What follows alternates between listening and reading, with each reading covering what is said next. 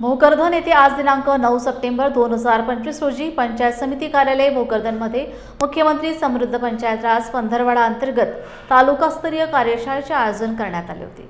या कार्यशाळेत अतिक्रमण, घरकुल पेंडिंग, अनुदान असे विविध मुद्दे गाजले असून तात्काळ कारवाई करण्याच्या सूचना पंचायत राज समितीचे राज्याध्यक्ष आमदार संतोष पाटील दानवे यांनी उपस्थित अधिकारी व ग्रामसेवक यांना दिले आहेत।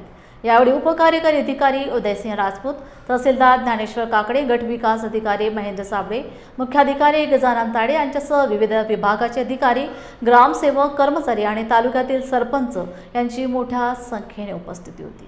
मूळ रस्ता वालसावंगी आता त्याला तर आपण नॅशनल हायवे करू लागलो। तुम्हाला त्या अतिक्रमणाच्या नोटीस आता देऊन टाका तुम्ही आणि ग्रामपंचायतने मिळून बंधनकारक येते।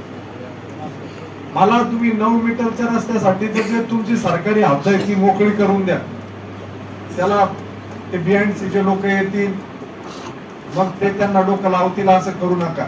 तुम्हाला अधिकार आहेत त्याचे। आणि त्याच्या सोबत आपला जो आपण ती ग्रामपंचायतचं उद्घाटन केलं, ती जी प्रमुख गल्ली आहे, समजा असे 2 पोल टाकले, पत्र पुढे आणले, त्यांना सूचनाकरण काढून टाका। ते एका माणसामुळे किंवा 10 दुकानदारांमुळे येणाऱ्या जाणाऱ्यांची काही गैरसोय होती। त्या वालसावंगीमध्ये बाजाराच्या दिवशी 10,000 लोकांचा फुटफॉल आहे, म्हणजे येणं जाणं आहे। त्यामुळं असे गावात तुम्हाला लगेच कारवाई करायची बरं का। मी येऊन बघेल, तुम्हाला सांगतो। आणि तुम्ही सुद्धा आज जी चर्चा झाली, नाल्या मागे गेल्या, दुकान पुढे आले,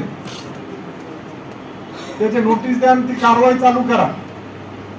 यांच्या आता का राजपूत साहेब